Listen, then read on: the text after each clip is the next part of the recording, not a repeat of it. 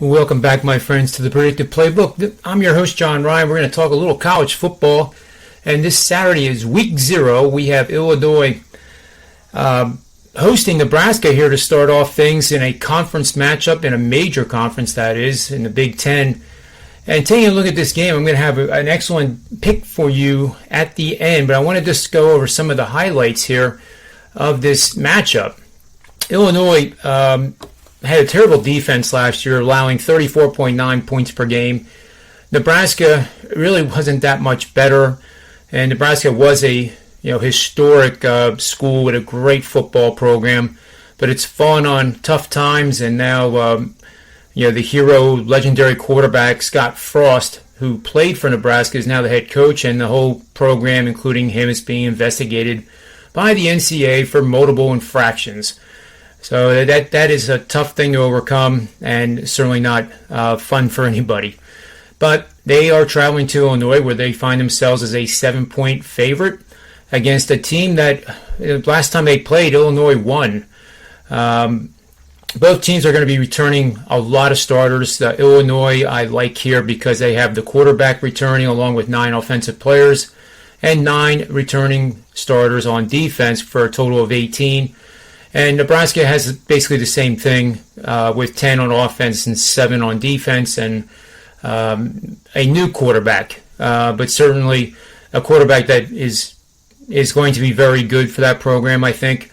We'll talk about that a little bit later, or maybe on the show tomorrow when I have my first panel of guests talking college football only, and only for the 4 games that are going on this Saturday. So be sure to look for that time. I'll be tweeting out the official time, but we're looking at a possibility of an 11 a.m. Eastern Standard Time for tomorrow's college football roundtable.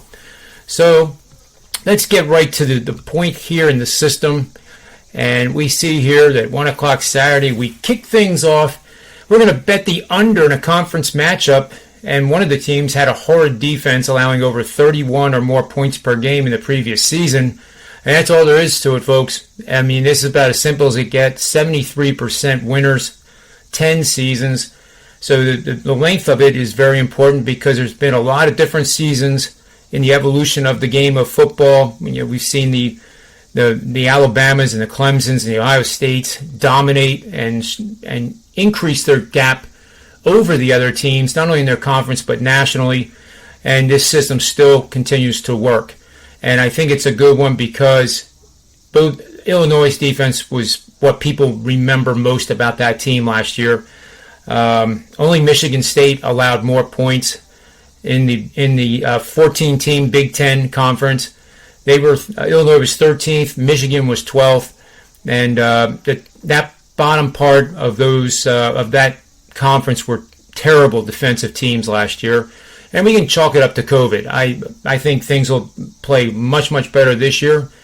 More of what we're familiar with. We won't see Penn State go 0-5 and then win their last 4. So with that said, I think this play makes a lot of sense. The Illinois defense is going to be better because they have 9 back. They are both running teams. They averaged right around 200 yards per game last year and the year before that. So that's going to take time off the clock, and the market is moving towards the under, which I don't mind because it's not in an excessive manner. But it opened at 56.5 several weeks ago, and now is at 55.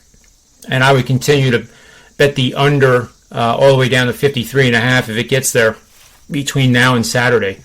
So there you have it. That's the play. And make sure you get over to Sports Memo and get the subscriptions that are being offered this week. They're only going to be good for a few days, so take advantage of the huge discounts. I'm told that it could be as high as 50% off the season subscription, and that's going to save you a ton of money. College football and NFL is $1,200 for both, and if they're going to give it out to you at $600 or even $500, I would highly recommend getting on it. I have a 27-year track record, and I just like working for people, and the more people I share my knowledge and wisdom with and provide some teaching along the way here with having fun with the bets, all the more better it is. So on behalf of sportsmemo.com, wagertalk.com, and these predictive playbook shows, may all the wins be yours. Thanks a lot for listening.